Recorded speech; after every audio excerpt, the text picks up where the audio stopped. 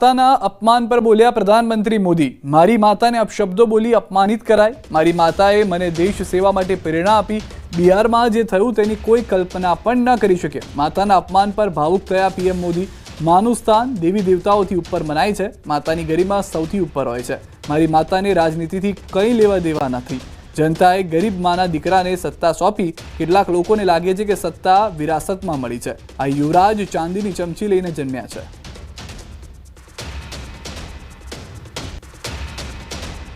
माँ ही हमारा स्वाभिमान होती है।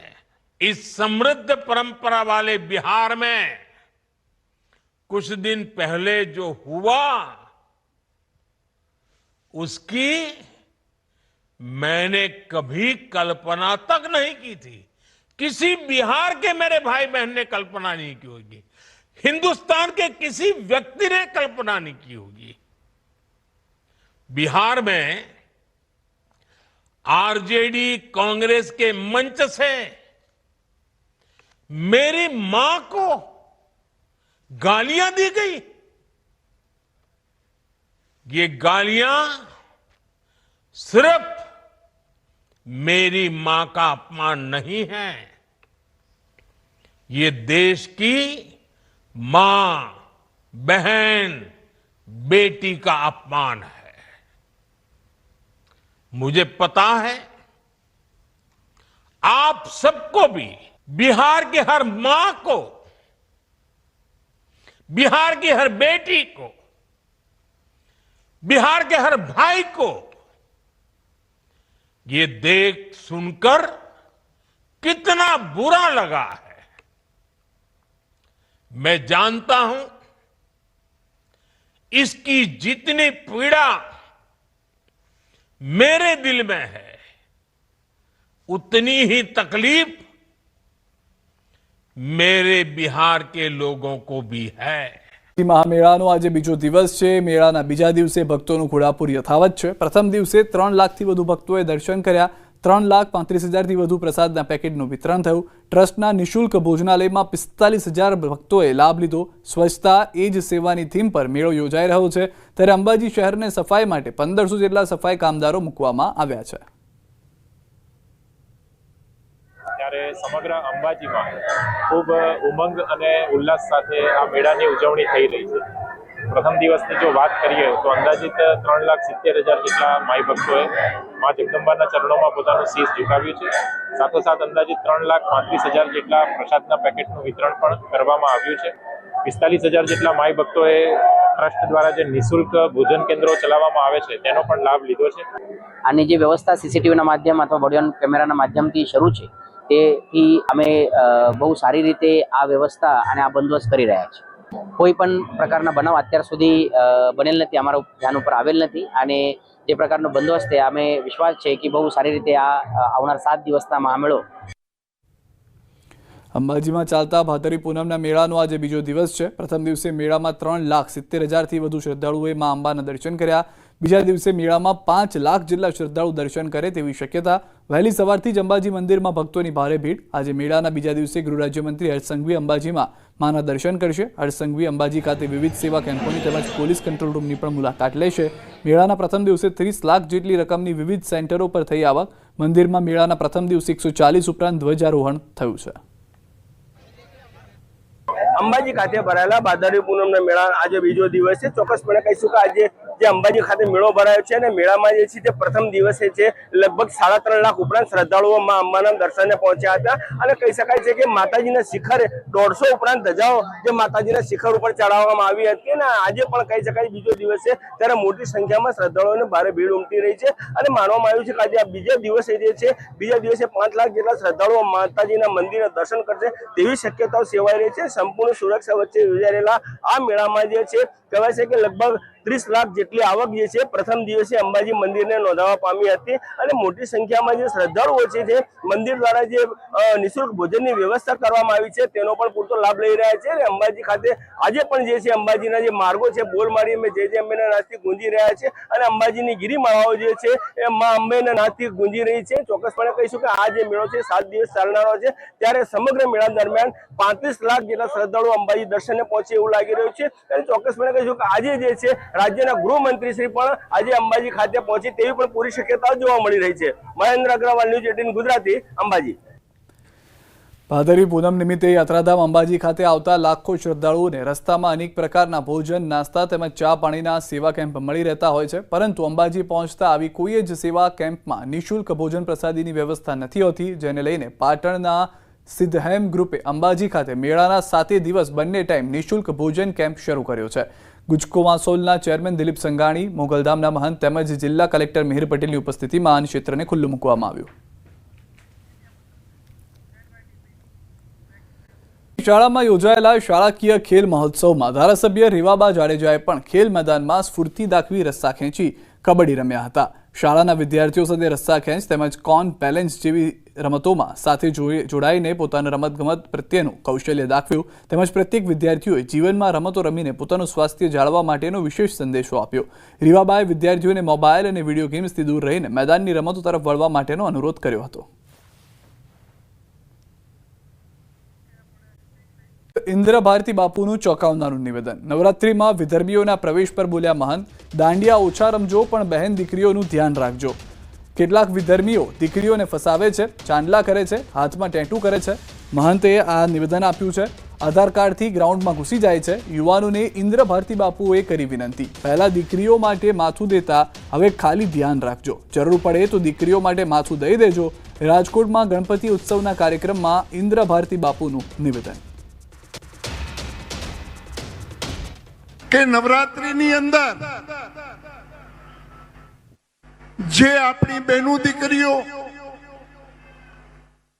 ગરબાની અંદર રાસ અને દાંડિયા રાસની અંદર જ્યારે જાય છે ત્યારે ઘણા એવા વિધર્મીઓ જે ચાંદલા કરે, ટેટુ કરે, ડુપ્લિકેટ આધાર કાર્ડ બનાવે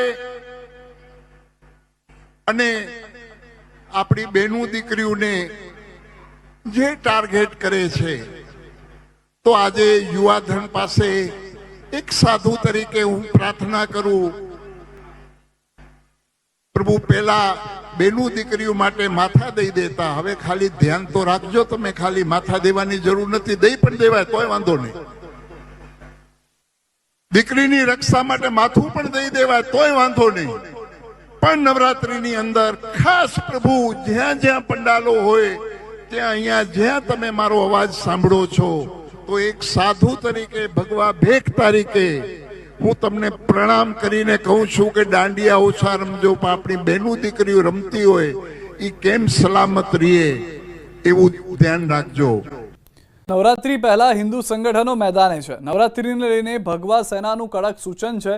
નવરાત્રીમાં બોલિવૂડ ગીતો ન વગાડવા, ગરબાના નામે થતો વેપાર રોકવા પ્રયાસ। નવરાત્રીમાં મિની વેકેશન આપવા માંગ, પાર્ટી પ્લોટમાં માત્ર 12 વાગ્યા સુધી મંજૂરી આપવા હિન્દુ સંગઠનની માંગ। મોડી રાત સુધી ગરબા બાળકો રમે છે, સવારે 6-7 વાગે શાળા કોલેજ જવું મુશ્કેલ હોય છે અને નવરાત્રી ગુજરાતનો મોટો તહેવાર છે, માટે નવરાત્રીમાં મિની વેકેશન આપવા માંગ કરી છે। ગયા વર્ષે ફાયરિંગ, ન્યુસન્સની ઘટના સામે આવી હતી, આવા તમામ આયોજકો પર પ્રતિબંધ મૂકવા પણ માંગ કરી છે। છે કે મોડે સુધી અગર કોઈ પાર્ટી પ્લોટોમાં ગરબા થઈ રહ્યા છે તો એ ખાલી મનોરંજનનું સાધન બની ગયું છે। વધતા પાર્ટી પ્લોટ વાળાને ખાસ મારી વિનંતી છે, ઓર્ગેનાઇઝરોને ખાસ વિનંતી છે કે તમારા કલાકારો, તમારા જે પણ ત્યાં આવે છે એમને પણ સૂચના આપું છું કે માતાજીના ગરબા સિવાય કોઈ પણ પ્રકારનું અશ્લીલતા પ્રમાણેનું કોઈ પણ ગીત હશે તો તમારી પર કાયદેસરની કાર્યવાહી અમે લોકો કરાવીશું। નકલી વિઝા ફેક્ટરીનો પર્દાફાશ થયો છે। યુકે, કેનેડા સહિત ઘણા દેશોના નકલી વિઝા મળ્યા। અડાજણમાંથી પ્રતીક શાહ નામના ઠગની પોલીસે ધરપકડ કરી। નકલી વિઝા બનાવતા પ્રતીક શાહની ધરપકડ, પોલીસે 5 નકલી વિઝા સ્ટીકરો જપ્ત કર્યા છે। પ્રતીક શાહ દિલ્હી, પંજાબ, ચંદીગઢ એજન્ટોને વિઝા વેચતો હતો હરિયાણાના એજન્ટોને પણ પહોંચાડતો હતો. નકલી વિઝા આરોપી સામે અગાઉથી અનેક ગુના નોંધાયા છે. 2017થી અત્યાર સુધીમાં 12 ગુના દાખલ થયા છે. સુરતમાં નકલી વિઝા માફિયાનો મોટો પર્દાફાશ.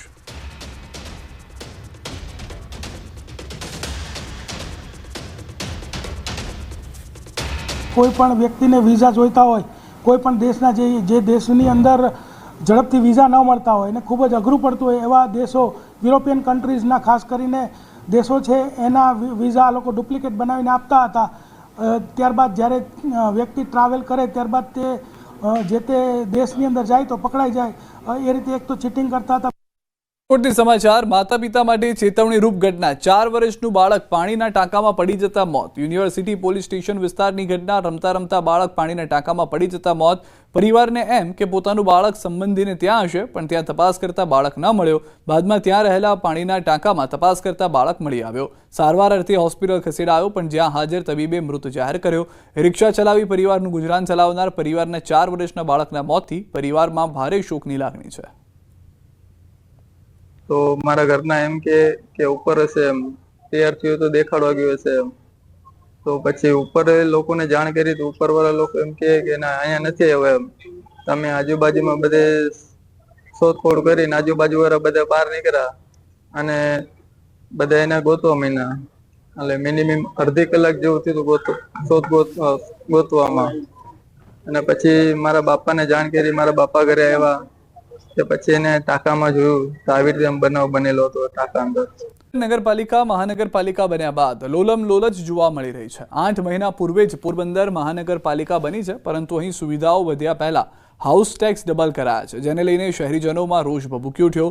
જેથી જૂનો વેરો યથાવત રહેશે તેવો નિર્ણય કરાયો. આ નિર્ણયને 2 મહિના નીકળી ગયા છતાં પણ લોકોને ભાવ વધારાવાળા જ હાઉસ ટેક્સ આપ્યા છે. ઉલ્લેખનીય છે કે જ્યારે નગરપાલિકામાંથી મહાનગરપાલિકા બની ત્યારે રહેણાંક મકાનોમાં ડબલ તેમજ કમર્શિયલમાં તો 3 ગણો વધારો ઝીંકાયો હતો, જેને લઈ લોકોમાં રોષ ફાટી નીકળ્યો અને જે તે સમયે તેને સ્થગિત કરવાનો નિર્ણય કરાયો. જેથી લોકોમાં અસમંજસ છે કે વેરો ઘટ્યો છે તો શા માટે વધારાના વેરાના બિલો અપાયા છે, અને આ બાબતે મહાનગરપાલિકા દ્વારા હજુ સુધી કોઈ પણ લેખિત પત્ર હાઉસ ટેક્સ વિભાગને આપવામાં નથી આવ્યો.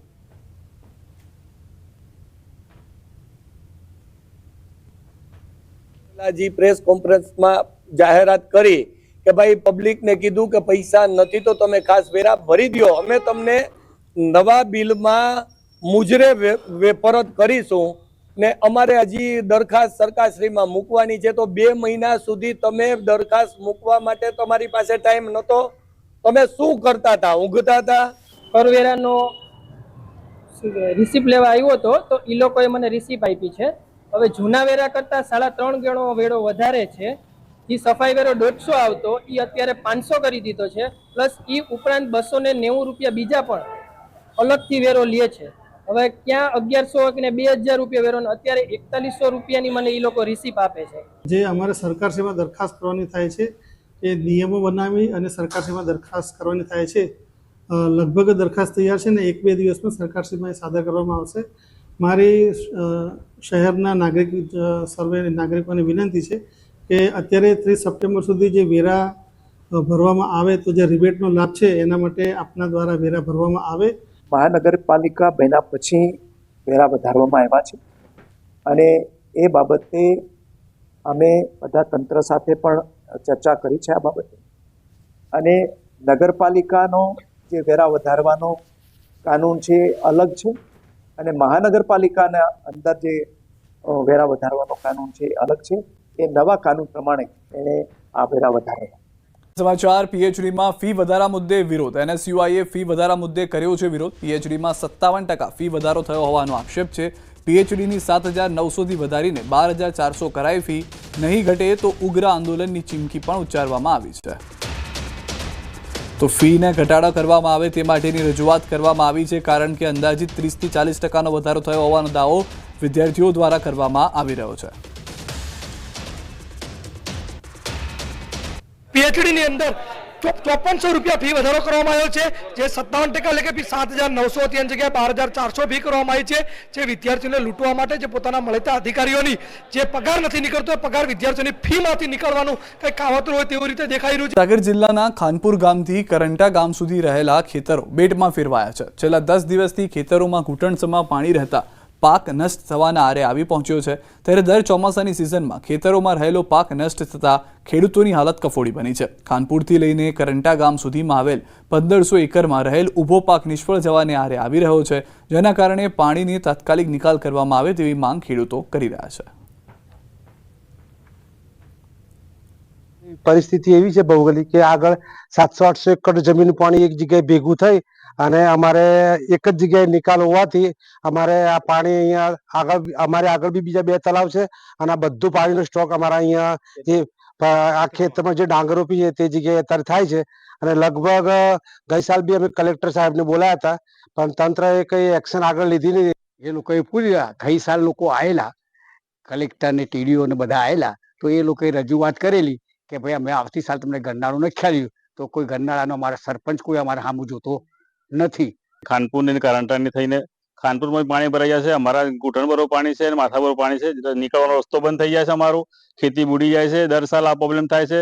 ગરનાળા નાખીને પાણી નીકળી જાય કોઈ એવું ચારો કરી આપે તો વાંધો નહીં, દર સાલ અમારી આ પોઝિશન રહેશે।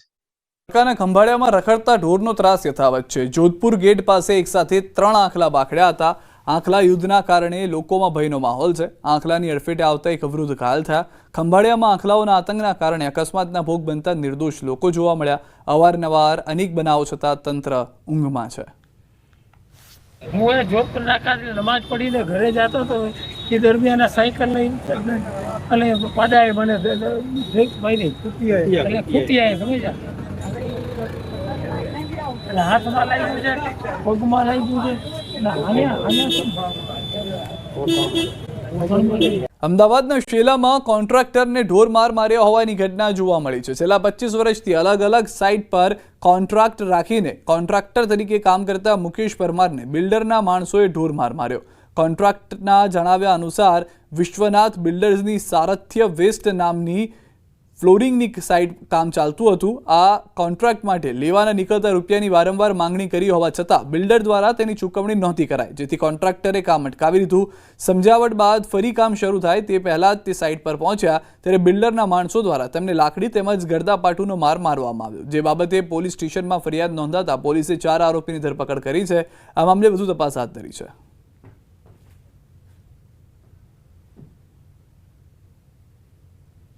સારથ્ય વેસ્ટ સાઇટ પર થઈ બોલાચાલીના નો જે બનાવ છે એમાં BNS મુજબ ગુનો નોંધવામાં આવેલ છે અને આ અંતર્ગત ગુનો 1/9/2025 રાત્રે 2:30 વાગે નોંધવામાં આવેલું છે।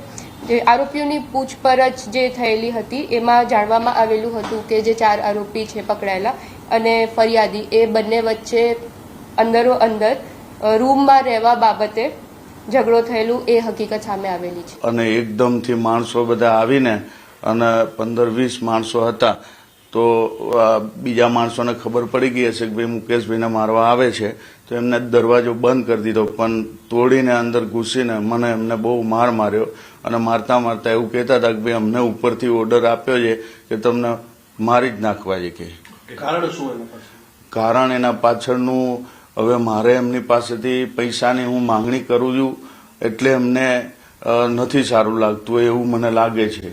જૂનાગઢના માંગરોળમાં સામાજિક તત્વોએ હદ વટાવી છે। મોબાઈલની દુકાનમાં તોફાની તત્વોએ કરી છે તોડફોડ। આરોપીના મિત્રએ લોન પર મોબાઈલ લીધા બાદ હપ્તા ન ભરતા વેપારીએ મોબાઈલ લોક કરી દીધો હતો। વેપારીએ મોબાઈલ લોક કરી દેતા આરોપી જાબીર બનવા ઉશ્કેરાઈ થઈ ગયો હતો અને સાગર મોબાઈલ નામની દુકાન ઉપર આવી 3 જેટલા લેપટોપ તોડી નાખ્યા હતા। ઘટનાની જાણ પોલીસને કરાઈ। પોલીસે લુખ્ખા શખ્સને ઝડપી પાડ્યો। પોલીસ આરોપીની જાહેરમાં સરભરા કરતી પણ જોવા મળી। તો દ્રશ્યોમાં જોઈ રહ્યા છો કે સમગ્ર ઘટના જે હતી તે કેવી રીતે ઘટી હતી। સીસીટીવીની અંદરના દ્રશ્યો છે। લેપટોપ હાથમાં લઈ અને તેને પછાડવામાં આવી રહ્યો છે અને આ સીસીટીવી જે છે તેને લઈને પોલીસે તપાસ શરૂ કરી હતી। ત્યારબાદ જે ઘટના છે તેના દ્રશ્યો પણ આપ જોઈ રહ્યા છો કે કઈ રીતે સરભરા કરવામાં આવી, જાહેરમાં છડેચોક આ આરોપીને ફેરવવામાં આવ્યો। વપરાશકર્તાઓ માટે લાલબત્તી સમાન કિસ્સો। ચાર્જમાં મૂકેલા મોબાઈલને અડતા કરંટ લાગતા મોત થયું છે। સુરતના સરથાણા વિસ્તારમાં બન્યો છે બનાવ। શિવશક્તિ સોસાયટીમાં મોબાઈલ ચાર્જ મૂકતા કરંટ લાગ્યો। અર્જુન ભીડેને કરંટ લાગતા રાત્રે 1 વાગે મોત થયું। મધ્યપ્રદેશના વતની અર્જુન ભીડે સુરતમાં મજૂરી કામ કરી પરિવારનું ગુજરાન ચલાવતો હતો। અર્જુનને સંતાનમાં એક પુત્ર અને પુત્રી કરંટ લાગતા મોત થયા હોવાના સમાચાર। અર્જુન ભીડેનું મોત થતા પરિવારમાં શોકની લાગણી છે। સરથાણા પોલીસે વધુ તપાસ હાથ ધરી છે। પાટણથી સમાચાર સરસ્વતી બેરેજના 2 ગેટ ખોલી પાણી છોડવામાં આવતા રસ્તા પર પાણી ફરી વળ્યા છે. ડીપમાં 1 ફૂટથી 3 સુધી પાણી ભરાતા વાહન ચાલકોને હાલાકીનો સામનો કરવો પડી રહ્યો છે. પાટણથી સરિયદને જોડતા રોડ પર આવેલા 20થી વધુ ગામડાઓના લોકોને અવરજવર કરવામાં મુશ્કેલી પડી રહી છે. ડીપની બંને બાજુ બેરિકેડ કરી કોઈ પાણી પોઈન્ટ ન હોવાથી લોકો જોખમી રીતે પસાર થતા નજરે પડી રહ્યા છે.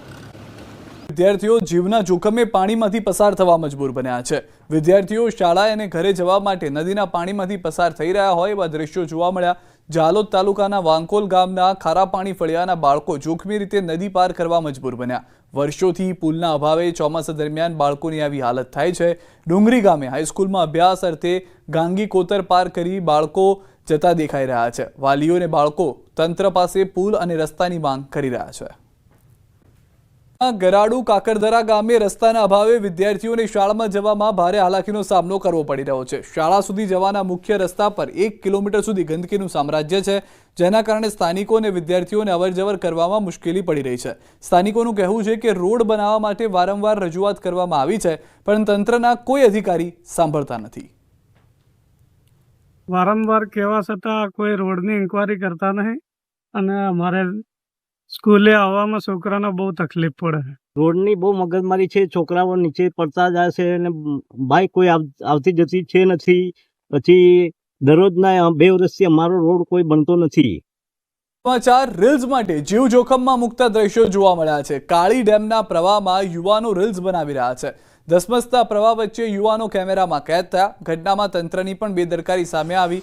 ડેમ ઉપર કોઈ પણ પ્રકારની નથી રખાઈ સુરક્ષા. કોઈ પણ જાતની સુરક્ષા વગર લોકો અવરજવર કરી રહ્યા છે. ડેમમાંથી પાણી સતત છોડવામાં આવી રહ્યું છે. આસપાસના વિસ્તારમાં પાણી જ પાણી જોવા મળી રહ્યું છે. તે દરમિયાન આવી રીતે રીલ્સના કારણે પોતાના જીવને જોખમમાં લોકો મૂકી રહ્યા છે. જ્યારે પણ કોઈ દુર્ઘટના સર્જાશે તો જવાબદાર કોણ, તેવા સવાલો આ ઘટનાથી ઊભા થઈ રહ્યા છે.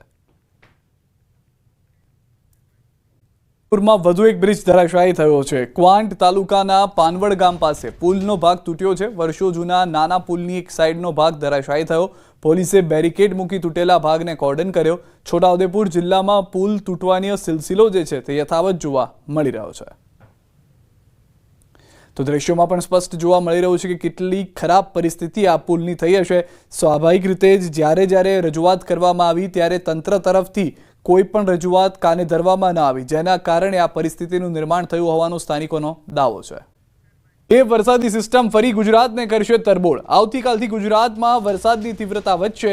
રાજ્યમાં 48 કલાક બાદ ભારેથી અતિભારે વરસાદ થશે. 4 થી 8 સપ્ટેમ્બરે ગુજરાતમાં અતિભારે વરસાદની આગાહી છે. આજે તાપી, ડાંગ, નવસારી, વલસાડ અને દમણ, દાદરનગર હવેલીમાં ભારે વરસાદ થઈ શકે છે. તો આવતીકાલે નર્મદા, તાપીમાં ઓરેન્જ એલર્ટ છે અને દાહોદ, પંચમહાલ, છોટાઉદેપુર, નવસારી, વલસાડ, દમણ અને દાદરનગર હવેલીમાં યલો એલર્ટ અપાયું છે. જ્યારે 4 સપ્ટેમ્બરે નર્મદા, તાપીમાં રેડ એલર્ટ આપવામાં આવ્યું છે, જ્યાં અત્યંત ભારે વરસાદ ખાબકી શકે છે. જ્યારે છોટાઉદેપુર, ભરૂચ, સુરત, નવસારી, ડાંગ, વલસાડમાં ઓરેન્જ એલર્ટ અપાયું છે. માછીમારોને 4, 5 અને 6 સપ્ટેમ્બર સુધી દરિયો ન ખેડવાની તાકીદ. तेज पवन साथ तोफानी वरसादनी आगाही करवामां आवी छे. डे 4 सितंबर को रेड वार्निंग के साथ दिया गया है और 5-6 को ऑरेंज वार्निंग के साथ दिया गया है. फिर उसके बाद रेनफॉल एक्टिविटी थोड़ा कम होगी. 7 को heavy rainfall warning, yellow warning के साथ दिया गया है. सौराष्ट्र कच्छ में हेवी रेनफॉल वार्निंग दिया गया है डे 3 में, मतलब 4 सितंबर को, और वेरी हेवी 5 सितंबर और 6 एंड 7 सितंबर को heavy to very heavy, extremely heavy rainfall का वार्निंग दिया गया है ऑरेंज कलर के साथ. और डे 7 मतलब 8 सितंबर को हेवी रेनफॉल वार्निंग दिया गया.